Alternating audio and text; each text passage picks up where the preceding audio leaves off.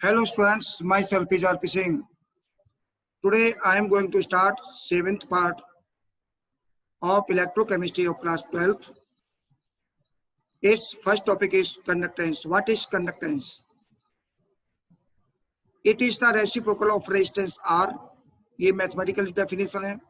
और it is the ease of flow of electric current through the conductor.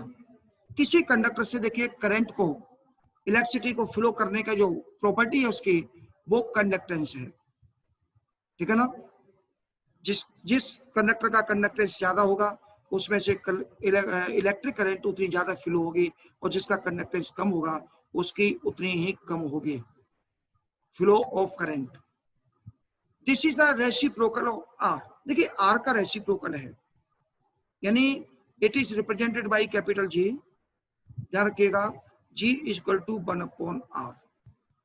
क्या मतलब है? देखिए जिसका R ज्यादा होगा, रेजिस्टेंस ज्यादा होगा, उसकी कंडक्टिविटी कम होगी, कंडक्टेंस उसका कम होगा. ध्यान रखिएगा, यानी उसमें से इलेक्ट्रिसिटी कम फ्लो होगी, और जिसका रेजिस्टेंस कम होगा उसकी कंडक्टेंस ज्यादा होगा, और उसका कंडक्टेंस ज्यादा होगा, यानी कि उसमें से इलेक्ट्रिक करंट ज्यादा फ्लो होगी. तो ध्यान रखिएगा, जिन सबस्टेंस के अंदर जिन सबस्टेंस का रेजिस्टेंस ज्यादा होता है उसके अंदर इलेक्ट्रिसिटी का फ्लो होने की जो प्रॉपर्टी है वो कम होती है. रेजिस्टेंस का काम ही है रोकना फ्लो ऑफ करंट. यानी रेजिस्टेंस तो कुछ भी हो सकता है. जैसे आप अपनी साइकिल में ब्रेक लगाते हैं तो वो उसका रेजिस्टेंस हो गया, उसकी स्पीड को कम करता है. ठीक है ना. और आप देखिए, मान लीजिए कहीं स्कूल आगे पड़ता है तो रोड पर रंबल स्ट्रिप लगा दिए जाते हैं, ब्रेकर लगे जाते हैं जो कि गाड़ी की स्पीड को कम करते हैं, तो वो उसका रेजिस्टेंस हो गया. ठीक है ना. आपकी साइकिल के पहिया की हवा निकल जाती है, स्पीड कम हो जाती है तो रेजिस्टेंस बढ़ जाता है. रोड के पहिया के बीच में फ्रिक्शन बढ़ जाता है तो रेजिस्टेंस है. ठीक है ना, एटसेट्रा बहुत सारे रेजिस्टेंस है. तो जब कंडक्टर के अंदर, जिसके अंदर रेजिस्टेंस ज्यादा होगा उसकी कंडक्टिविटी ज्यादा होगी, यानी एक मिनट, जिसका रेजिस्टेंस ज्यादा होगा उसकी कंडक्टिविटी कम होगी और उसका कंडक्टेंस कम होगा, और जब कंडक्टेंस कम होगा तो उसके अंदर से इलेक्ट्रिसिटी कम फ्लो होगी. ओके, ध्यान रखिएगा. तो it is reciprocal of resistance. Okay, अब इसकी यूनिट क्या होंगी? यूनिट देखिए, रेजिस्टेंस की यूनिट कौन कौन सी होती हैं? Units of R. Units of R कौन कौन सी है? एक तो देखिए, एक तो ओम है, और एक इसका सिंबल है. ये सिंबल आपको याद होगा, ये सिंबल लगा देते हैं. ये किसके यूनिट है?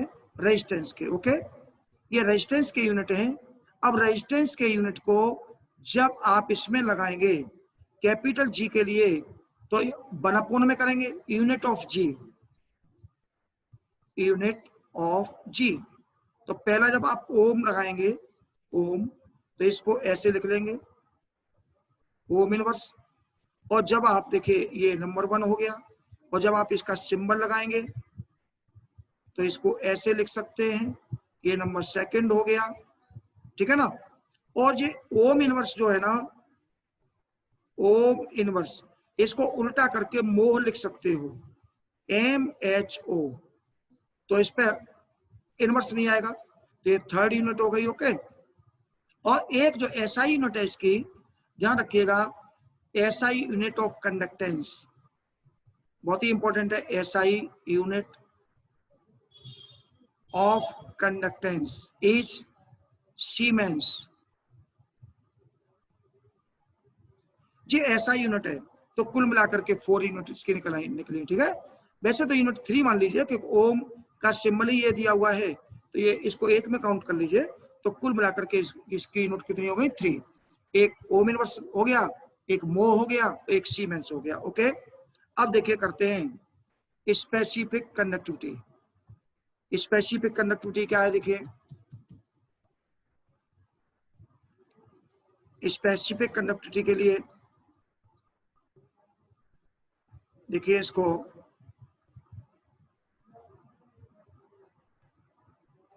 देखो, स्पेसिफिक कंडक्टिविटी क्या है? ये जो आपको के सिंबल दिखाई दे रहा होगा, के टाइप का, एक के नहीं है, ये इसको बोलते हैं kappa. This is symbol of specific conductivity. तो it is reciprocal of specific resistance. Specific resistance क्या होता है? स्पेसिफिक रेजिस्टेंस जो है ना, इसका सिंबल है रो, ठीक है ना। तो ये जो कप्पा है ना, स्पेसिफिक कंडक्टिविटी, ये स्पेसिफिक रेजिस्टेंस का रेसिप्रोकल है, यानी kappa is equal to 1 upon rho. Okay, 1 upon rho, ठीक है। यहां से रो की वैल्यू जब निकालोगे, यहां देखिए कर देता हूं मैं, rho equal to 1 upon kappa, ठीक है ना। और एक फॉर्मूला अभी आपने ऊपर पढ़ा, देखिए ये लिखा हुआ है, ये देखिए लिखा हुआ है capital G equal to 1 upon R, ठीक है ना। यहां से अगर आप आर की वैल्यू निकालते हैं तो 1 अपॉन कैपिटल जी आएगी, ठीक है ना। तो देखिए R is equal to 1 upon capital G, ठीक है ना। और एक यूनिट आपने पढ़ा, एक फॉर्मूला आपने पढ़ा होगा, R equal to rho L upon A is cross sectional area of conductance और L is conductor, sorry, A is cross sectional area of conductor and L is length of conductor. Again सुन लीजिए, A is cross sectional area of conductor and L is length of conductor. Okay, अब यहाँ पे value रखते हैं। R की value कितनी है? R की वैल्यू है 1 अपॉन जी और रो की वैल्यू है 1 upon kappa into L upon A. यहां से देखिए जब आप कप्पा की वैल्यू निकालोगे तो क्या निकलेगी?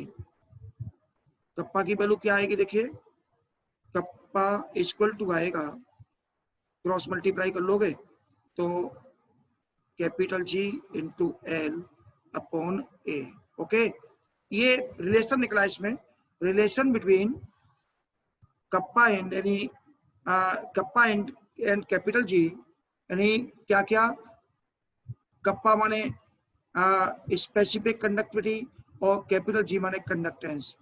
तो ये रिलेशन आपका देखिए कंडक्टेंस और देखिए स्पेसिफिक कंडक्टिविटी ये है और कंडक्टेंस ये है। तो रिलेशन बिटवीन, ध्यान रखिएगा, रिलेशन बिटवीन कंडक्टेंस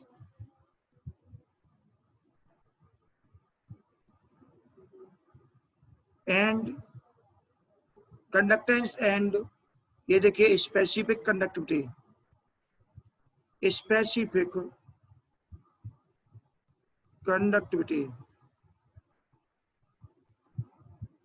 क्या आ गया? Kappa equal to capital G into L upon A. Okay, ये रिलेशन आ गया, ठीक है ना। इसके बाद अगला टॉपिक देखिए आएगा मोलर कंडक्टिविटी। ये इसको हम अगले वीडियो में आपको देंगे, तब तक आप ये 2 टॉपिक क्लियर कर लें। कौन कौन से? एक कंडक्टेंस और एक specific conductivity. Okay, this is part 7। अगला आपका पार्ट आने वाला है, 8th पार्ट आने वाला है, जिसमें आप मोलर कंडक्टिविटी है और ये हकल रूल वगैरह हैं, ये आगे आप चल के देखेंगे। Okay, thanks for you.